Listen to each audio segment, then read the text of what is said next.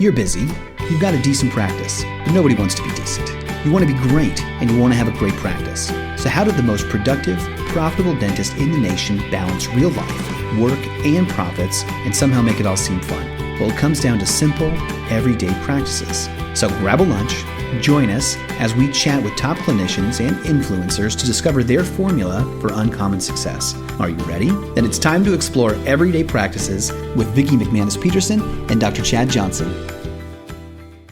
All right, and here we are today, Everyday Practices. I'm Vicki McManus. Chad Johnson has a tsunami of a flu, but as they say, the show must go on. And I am so excited to be here today with Dr. Justin Short. He, along with his partner, Dr. Derek Williams, run the Lifestyle Practice Coaching Group. Welcome, Justin. Thanks for having me. I'm honored. And I think we just have to paint a visual since we're in audio here. You and I have this common thread of lifestyle first sort of businesses. Right. And it was fun chatting with you. I'm calling in from Kona, Hawaii, where we spend the winters, and you're calling in from Naples, Florida. Naples, Florida. Yeah, I love it. So for all of you who have been snowed in this winter, we're sorry. Yeah, I feel bad. I get a lot of hate emails and texts from back home. Yeah, no doubt. But you know what? You weren't always a coach only, right? You were a dentist, and you built your practice around this concept of lifestyle. So that's another thing that you and Bruce and I have in common, is that being productive, being focused, being efficient gives you choice in life. So let's dive in and talk about that. I love some of your habits, and that's what we're all about at Everyday Practices. Or what are some of the everyday, maybe even simple things that seem like common sense that people don't think about? What are some everyday things? For example, you say there's one thing that you say to your team in every meeting. What is that one thing? Well, that one thing would have to be, there's actually several one things, but at least in practice, our mantra at the office was, we wanted our patients to leave the office not just feeling better about our office or liking us better, but we wanted them to feel better about themselves. Mm-hmm. And I always ask clients and stuff, who's that one person in your life? For me, it was a grandmother. Every time I left her, I felt like I was just a better person. Like she thought well of me. She made me feel like I was her favorite, even though there were plenty of cousins to go around. And that's really what we strived to, make our patients, when they left, we wanted them to feel good about themselves. So. You know what? That is such a simple thing, but I think you just turned the entire industry on its head, because so often we think about customer service so that they like us. Right. But you're talking about a whole different level of service so that they feel better about themselves when they leave than when they walked in the door. Yep. And I felt like the more we could do that, because people are drawn to that. People want to be around others that make them feel good. Yeah. And that's what we try to do. And I feel like it worked for the most part. I love that. Now, I know that you offer like a download 5 habits of successful lifestyle practices, right? And so you love to help doctors understand things like how to handle failure, because I think a lot of us, we come into dentistry thinking we will never fail, right? But in the back of the mind, we must always feel like a failure. I think by virtue of graduating dental school, you've got some of that in you. So what's your take? I was really curious what your take on failure is. My take on failure is that if you really want to be successful, if you want to do something beyond average, or as I know Bruce likes to say, become uncommon, I think failure is going to be a part of it. And I always tell the people I'm working with, it's not the lack of failure or the lack of obstacles or the lack of days where you don't feel like going into the office. It's because everyone's going to have those. It's how you handle those and how you react and deal with those and push through that I really think is going to be the deciding factor of what sets someone away from the path or not. Mm-hmm. So give me an example of failing forward, failing fast. What's something that helps you when disappointment comes along or things just aren't working out the way you originally planned. Right. Usually I start off by saying some swear words. I usually throw a few things. And then I remind myself, oh, wait, I got to be an example here. I think it just always, it's easy to say, have the conversation like we're having now. Hey, failure is part of it. Let's just all deal with it. Right. But, let's be honest, when you're in the midst of it, it doesn't. It sucks. So I think for me, it's just pretty simple, reminding myself of, hey, every person, the most successful people I know that I've worked with or have learned from or been mentored by, each one of them has had failure. And just reminding myself it's part of it. And if you're not failing or if you're not hitting resistance at something, then you're probably not pushing yourself hard enough. Bottom line. I agree with that wholeheartedly. We kind of tease it apart within PDA, within our tribe and with our clients, that there are two things. Number one, there's no defects in people, only in the system. So if you give people the benefit of the doubt that everyone is here really trying their best to work hard and pull together to make this happen, then you get to kind of analyze where along the system, Sure. did this depart from expectations? And then you get to, kind of tease it apart. So I love that piece of just understanding there's no defects in people, only in the systems. And the other piece is, I don't think we take enough time to analyze success. Right. I think we really glorify our failures and they're epic and all that, but understanding what makes you successful time and again sometimes has more value, don't you think? I 100%. I did a conference with John Maxwell, leadership conference one time, and he kind of turned the knowledge, the best source of knowledge is experience. And he turned that on experience with reflection is the best source of knowledge. And, I think one way I utilized that in my everyday practice was after hygiene exams. I'd walk out and it just took 5-10 seconds. And I try to do this every day.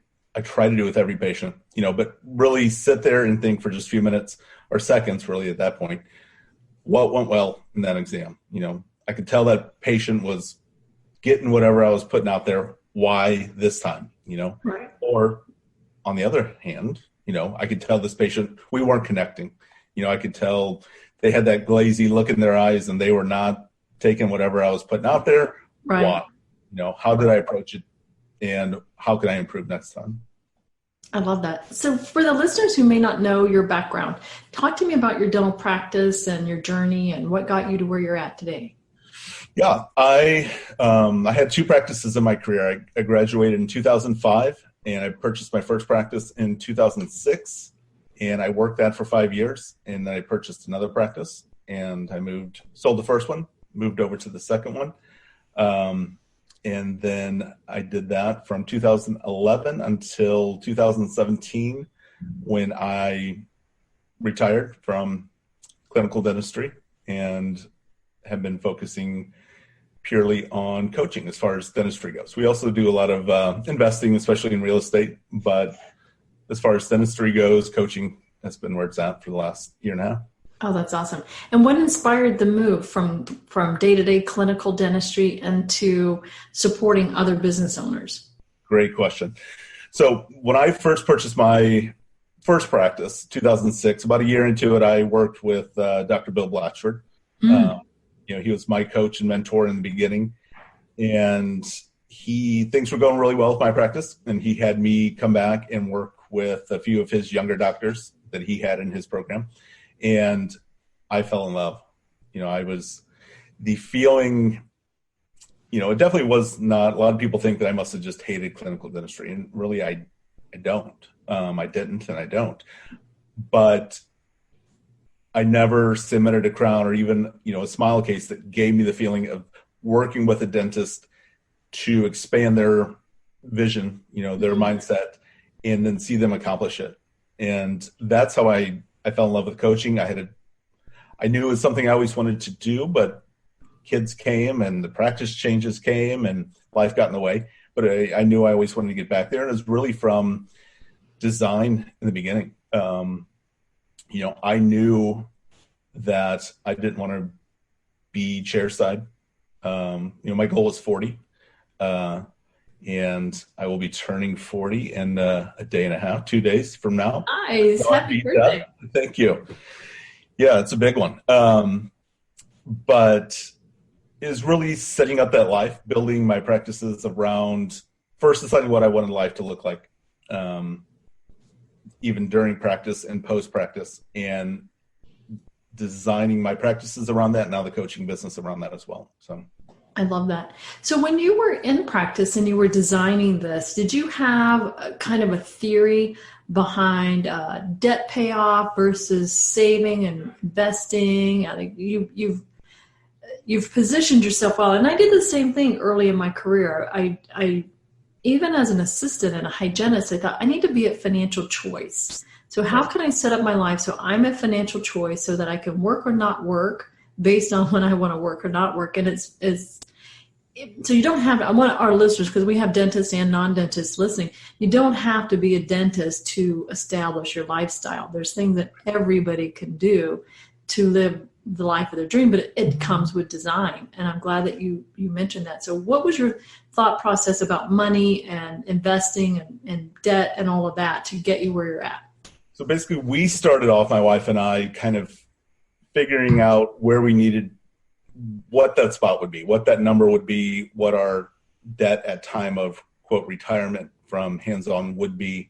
And then we worked backwards, so we had that number of what we knew we needed baseline to keep up our lifestyle, because, I wasn't interested in getting out of dentistry just for the sake of it, or just to cut down my workload or what have you. We still wanted the life too, and that's obviously that's where it becomes tricky. You get accustomed to a certain lifestyle, and you've got to, if you want to keep that up, you got to figure that out. So we knew what that number was. As far as like investing and paying down debt throughout the practice, I'd never had a set like 15% goes to this and 20% goes to this. We knew that in order for me to be able to walk away from hands-on dentistry, that it would be much easier for us to have consistent passive income each month, as opposed to a huge mountain of savings that we continually drew off of each month. Right. So we knew that was the way we had to go. I love real estate. It's one of my favorite things. So it was a perfect fit. So I think we started accumulating properties, and I don't really have, like I said, it sounds trite, but I went by gut a lot, so every month I try to pay down some debt. I would also put some aside that we're going to be investing, but it wasn't always a set, this bit goes here, this bit goes there, and part of that is when building the practice, obviously the stronger of a practice you can build, the more fuel you have. Right. And do those things. And my goal was always to have more than enough fuel so that we could pay down debt and invest. But without a strong practice, neither of those would have happened. What I hear that comes through, because I love emotional intelligence and what drives people and things like that. So some of the things that are coming up, and I'm just checking in with you here, is like you had this hunger that was fueled by integrity. Mm-hmm. So I'm going to do the right thing for the right reasons. And the right reason is my wife and I want to design this lifestyle. And then it becomes just a practicality of how do I get there? Right. And then this is how we do it. And I love it. And that's why we call this everyday practices, because I think there are a lot of clinicians, owners that are just like, well, I just have kind of an everyday practice. What would I do? Right. And with a little bit of turning up the fuel within the practice, just a little more fuel in the practice opens up an entire world of opportunity that you don't see while you're still struggling. So thank you for joining the coaching side. We need all the help we can get to help practitioners out there. I think it makes it phenomenally easier, for dentists or whoever, if that end vision, that end goal.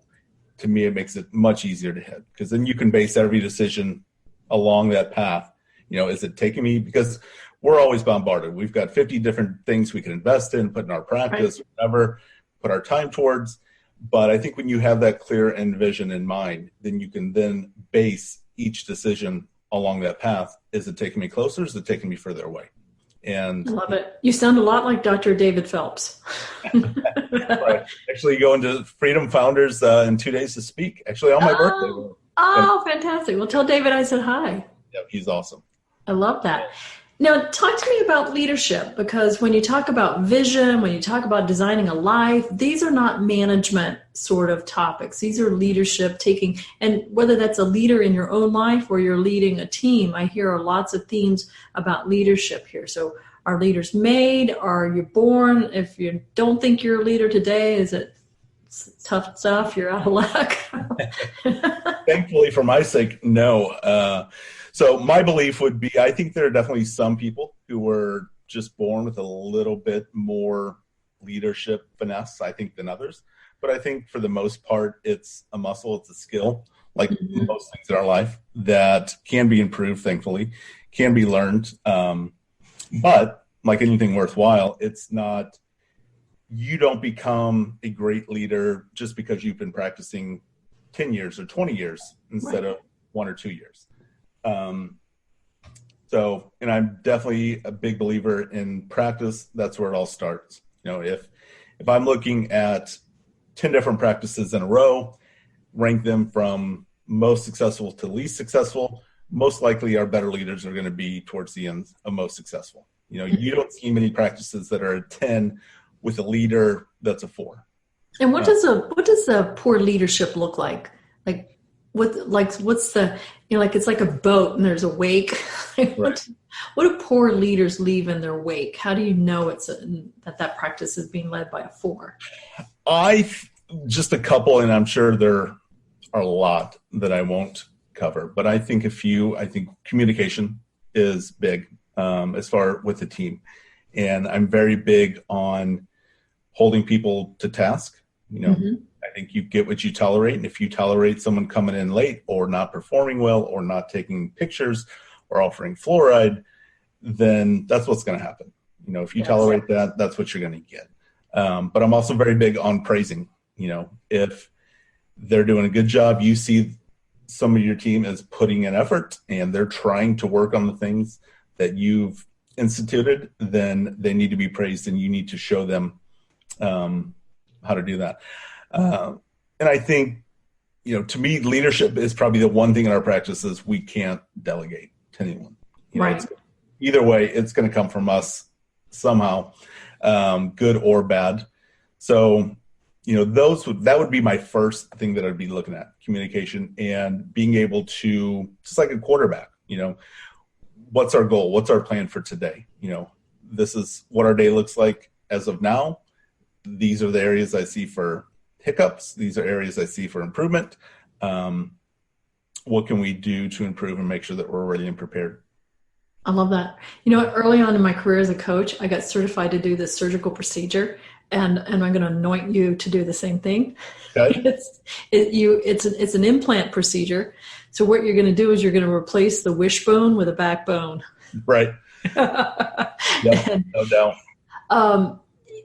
And I think it does take courage. I mean, if anybody's listening, like, well, because I hear it, it's like, well, I can't because my hygienist, she's kind of this way or that way, or Margaret's been with us for 20 years and people just aren't going to change. And I see doctors hijacked sometimes because emotionally they don't understand that not being aligned with people who are aligned with you is not only detrimental for your practice, but it's detrimental for that person as well. Because if you, I sat in every seat. I was assistant hygienist for an office. If you're in a role that doesn't bring out your best or doesn't help you expand your capacity in some level, you're crushing your own human spirit and you're allowing that person to settle for less. And I can't even imagine in a lifestyle practice that you would want anybody on their team feeling not good about who they are and how they're contributing. So if you can't coach it up, give them the gift of going and finding their happy place. It's going to benefit the practice and the person in that role. Yep, 100%. And I think lifestyle practice, I think any successful practice, if you can't do that, you're never going to hit your potential, bottom line. That's true. The thing is, it can be improved. I think with courses or books or whatever and practice, I think what I see too much of is, hey, I've read every leadership book. What have you taken back to your practice and tried that? Well, haven't got that far yet. I still got to read another 20 books before I get back. Just try one thing and stick with it. Right. And I think like anything else, it builds, as someone practices better leadership and they see improvement, I think they gain confidence, leadership increases, and then it's a non-vicious circle. Self-perpetuating. Wow. It's amazing how quick our time goes by, and we just jumped in and started flying. Is there anything in particular that you really want our audience to know, that you want doctors to know about building your ideal lifestyle? Sure. I would say number one is, and maybe the most important to me, is just know that anything's possible. And I think too many times, and myself included, when I was starting out in practice, I bought my first practice, and I'm like, it was working 4.5 days a week, and I'm like, man, if I could just make $300,000, like I would be, in my mind, Bill Gates to myself. Right. And realizing that once your brain gets expanded and your mindset shifts, where really anything is possible, to we can end up doing 2 million, and I can work 3 days a week, and I can take 10 weeks off. And then working backwards from that goal, I just see too many dentists selling themselves short, thinking that it's a marathon, not a sprint. I definitely think it's a sprint. Life is short, and we don't have all the time in the world. It'd be nice if we did, but we don't. And if you don't proactively go after what you want, it's probably not going to happen. I love the way that you just branded all of life with your last name. Right. Yeah. Life is short. Yeah. I had to switch to that just for that reason. I love it. Well, Justin, thank you for coming on and spending time with us today. It's such a pleasure getting to know you. And we're going to let you get back to the pool with your family. I think you and your wife are very brave to homeschool your children and live around the country. As we were saying beforehand, my therapy budget for my children would have been much bigger had I homeschooled them. My wife does most of it, so I keep that therapy budget down by doing it that way. I love it. So how can people contact you for more information? They can find us at thelifestylepractice.com, or they can email me directly at justin@thelifestylepractice.com. I love it. All right, I have one more question that we ask all of our guests. Just first thing off top of your mind, bacon or eggs? Ooh, I thought it was going to be ham or eggs. And I was already this. That's Dr. Seuss. That's another show. Yeah. I was listening to Colin's podcast with you guys earlier today, and it was ham or eggs. I'm like, oh, easy one, eggs. When you throw in bacon, I probably got to go bacon. I know. Yeah, Colin goofed it up because he had that whole ham thing going. But bacon it is for you, Justin. So great to have you on. All right. Thank you, Vicki. Bring your lunch or take us to the gym again next week to improve your everyday practices. Also, subscribe on iTunes, follow us on social media, and sign up for our email list. Now get out there and win with everyday practices.